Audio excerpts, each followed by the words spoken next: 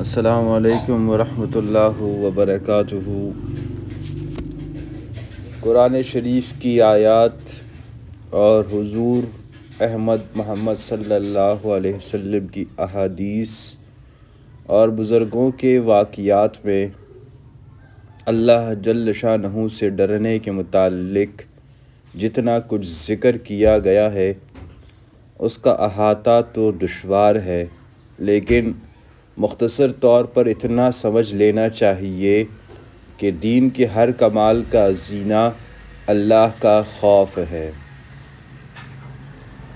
حضور صلی اللہ علیہ وسلم کا ارشاد ہے کہ حکمت کی جڑ اللہ کا خوف ہے۔ حضرت ابن عمر رضی اللہ عنہ بہت رویا کرتے تھے، حتیٰ کہ روتے روتے آنکھیں بھی بیکار ہو گئی تھی۔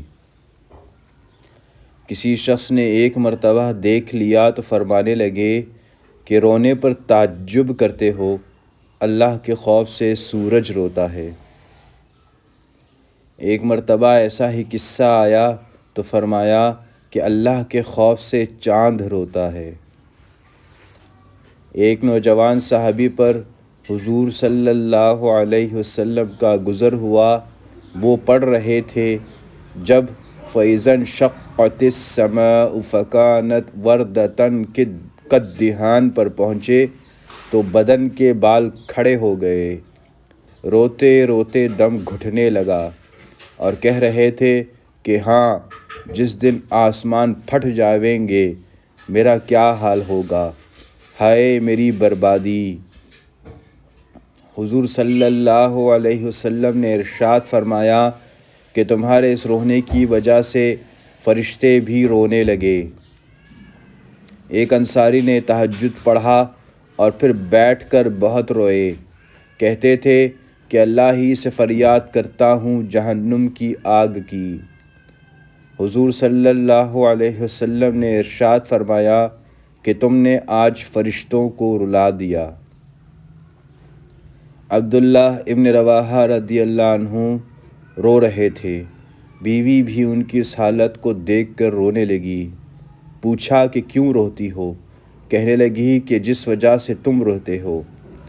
عبداللہ ابن رواحہ نے کہا رضی اللہ عنہ نے کہا کہ وہ تو اس وجہ سے رو رہے ہیں کہ جہنم پر تو گزرنا ہے ہی، نہ معلوم نجات ہو سکے گی یا وہیں رہ جاؤں گا۔ زرارہ ابن اوفا ایک مسجد میں نماز پڑھا رہے تھے۔ فَإِذَا نُقِرَ فِي النَّاقُورِ پر جب پہنچے تو فوراً گر گئے اور انتقال ہو گیا۔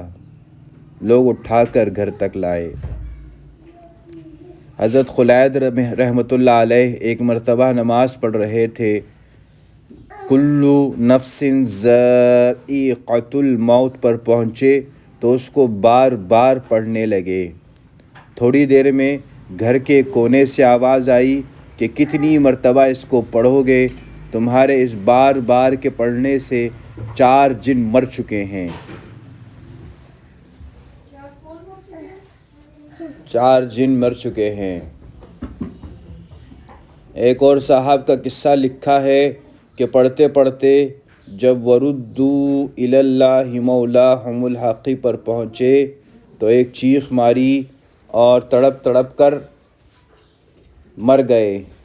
اور بھی اس قسم کے واقعات کثرت سے گزرے ہیں۔ حضرت فضیل رحمۃ اللہ علیہ مشہور بزرگ ہیں، کہتے ہیں کہ اللہ کا خوف ہر خیر کی طرف راہبری کرتا ہے۔ حضرت شیولی رحمۃ اللہ علیہ کے نام سے سب ہی واقف ہیں۔ وہ کہتے ہیں کہ جب بھی وہ اللہ سے ڈرے ہیں اس کی وجہ سے ان پر حکمت اور عبرت کا ایسا دروازہ کھلا ہے جو اس سے پہلے نہیں کھلا۔ حدیث میں آتا ہے اللہ جل شانہ فرماتے ہیں کہ اللہ اپنے بندے پر 2 خوف جمع نہیں کرتا اور 2 بے فکریاں نہیں دیتا۔ اگر دنیا میں اللہ سے بے فکر رہے تو قیامت میں ڈراتا ہے، اور دنیا میں ڈرتا رہے تو آخرت میں بے فکری عطا کرتا ہے۔ حضور صلی اللہ علیہ وسلم کا ارشاد ہے کہ جو اللہ سے ڈرتا ہے اس سے ہر چیز ڈرتی ہے، اور جو غیر اللہ سے ڈرتا ہے اس کو ہر چیز ڈراتی ہے۔ یحییٰ ابن معاذ رحمۃ اللہ علیہ کہتے ہیں کہ آدمی بیچارہ اگر جہنم سے اتنا ڈرنے لگے جتنا تنگ دستی سے ڈرتا ہے تو سیدھا جنت میں جائے۔ ابو سلیمان دارانی رحمۃ اللہ علیہ کہتے ہیں کہ جس دل سے اللہ کا خوف جاتا رہتا ہے وہ برباد ہو جاتا ہے۔ حضور صلی اللہ علیہ وسلم کا ارشاد ہے کہ جس آنکھ سے اللہ کے خوف کی وجہ سے ذرا سا آنسو خواہ مکی کے سر کے برابر ہی کیوں نہ ہو نکل کر چہرہ پر گرتا ہے، اللہ تعالیٰ اس چہرے کو آگ پر حرام فرما دیتا ہے۔ حضور صلی اللہ علیہ وسلم کا ایک اور ارشاد ہے کہ جب مسلمان کا دل اللہ کے خوف سے کانپتا ہے تو اس کے گناہ ایسے جھڑتے ہیں جیسے درختوں سے پتے جھڑتے ہیں۔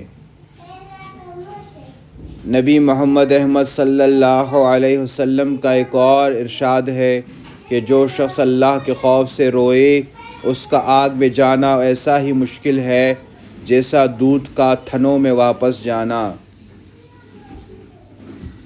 حضرت عقبہ ابن عامر رضی اللہ عنہ کہتے ہیں کہ انہوں نے حضور صلی اللہ علیہ وسلم سے پوچھا کہ نجات کا راستہ کیا ہے؟ آپ صلی اللہ علیہ وسلم نے فرمایا کہ اپنی زبان کو روکے رکھو، گھر میں بیٹھے رہو اور اپنی خطاؤں پر روتے رہو۔ بی بی عائشہ صدیقہ رضی اللہ عنہا نے ایک مرتبہ دریافت کیا کہ آپ صلی اللہ علیہ وسلم کی امت میں کوئی ایسا بھی ہے جو بے حساب کتاب جنت الفردوس میں داخل ہو؟ حضور محمد صلی اللہ علیہ وسلم نے فرمایا کہ ہاں، جو اپنے گناہوں کو یاد کر کے روتا رہے۔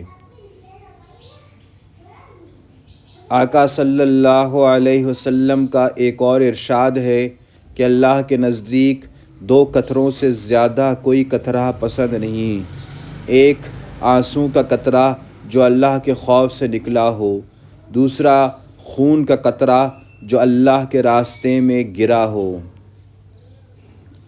ایک جگہ ارشاد ہے کہ قیامت کے دن 7 آدمی ایسے ہوں گے جن کو اللہ جل شانہ اپنا سایہ عطا فرماویں گے۔ ایک وہ شخص جو تنہائی میں اللہ کو یاد کرے اور اس کی وجہ سے اس کی آنکھ سے آنسو بہنے لگے۔ حضرت ابو بکر صدیق رضی اللہ عنہ کا ارشاد ہے کہ جو رو سکتا ہو وہ روئے اور جس کو رونا نہ آئے وہ رونے کی صورت ہی بنا لے۔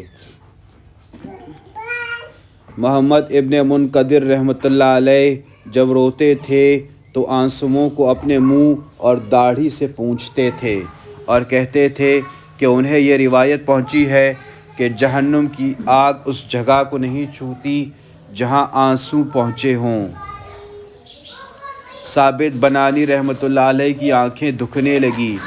طبیب نے کہا کہ ایک بات کا وعدہ کر لو، آنکھ کی اچھی ہو جائے گی کہ رویا نہ کرو۔ کہنے لگے کہ آنکھ میں کوئی خوبی ہی نہیں اگر وہ روئے ہی نہیں۔ یزید ابن میسرہ رحمۃ اللہ علیہ کہتے ہیں کہ رونا 7 وجہ سے ہوتا ہے: خوشی سے، جنون سے، درد سے، گھبراہٹ سے، دکھاوے سے، نشہ سے اور اللہ کے خوف سے۔ یہی ہے وہ رونا کہ اس کا ایک آنسو بھی آگ کے سمندر کو بجھا دیتا ہے۔ کعب احبار رحمۃ اللہ علیہ کہتے ہیں کہ اس ذات کی قسم جس کے قبضہ میں میری جان ہے کہ اگر وہ اللہ کے خوف سے روئیں اور آنسو ان کے رخسار پر بہنے لگے، یہ انہیں اس سے زیادہ پسند ہے کہ پہاڑ کے برابر سونا صدقہ کریں۔ ان کے علاوہ اور بھی ہزاروں ارشادات ہیں جن سے معلوم ہوتا ہے کہ اللہ کی یاد میں اور اپنے گناہوں کی فکر میں رونا کیمیا ہے اور بہت ہی ضروری اور مفید اور اپنے گناہوں پر نظر کر کے یہی حالت ہونا چاہیے، لیکن اس کے ساتھ ہی یہ بھی ضروری ہے کہ اللہ کے فضل اور اس کی رحمت کی امید میں بھی کمی نہ ہو۔ یقیناً اللہ کی رحمت ہر شے کو وسیع ہے۔ حضرت عمر رضی اللہ عنہ کا ارشاد ہے کہ اگر قیامت میں یہ اعلان ہو کہ ایک شخص کے سوا سب کو جہنم میں داخل کرو، تو انہیں اللہ کی رحمت سے یہ امید ہے کہ وہ شخص وہ ہی ہیں، اور اگر یہ اعلان ہو کہ ایک شخص کے سوا سب کو جنت الفردوس میں داخل کرو، تو انہیں اپنے اعمال سے یہ خوف ہے کہ وہ شخص وہ ہی نہ ہوں۔ اس لیے دونوں چیزوں کو علیحدہ علیحدہ سمجھنا اور رکھنا چاہیے۔ بالخصوص موت کے وقت میں امید کا معاملہ زیادہ ہونا چاہیے۔ حضور صلی اللہ علیہ وسلم کا ارشاد ہے کہ تم میں سے کوئی شخص نہ مرے مگر اللہ تعالیٰ کے ساتھ حسن ظن رکھتا ہو۔ امام احمد ابن حنبل رحمۃ اللہ علیہ کا جب انتقال ہونے لگا تو انہوں نے اپنے بیٹوں کو بلایا اور فرمایا کہ ایسی احادیث انہیں سناؤ جن سے اللہ تعالیٰ کے ساتھ امید بڑھتی ہو۔ اللہم صلی علی محمد وعلی آل محمد کما صلیت علی ابراہیم وعلی آل ابراہیم انکا حمید مجید۔ اللہم بارک علی محمد وعلی آل محمد کما بارکت علی ابراہیم وعلی آل ابراہیم انکا حمید مجید۔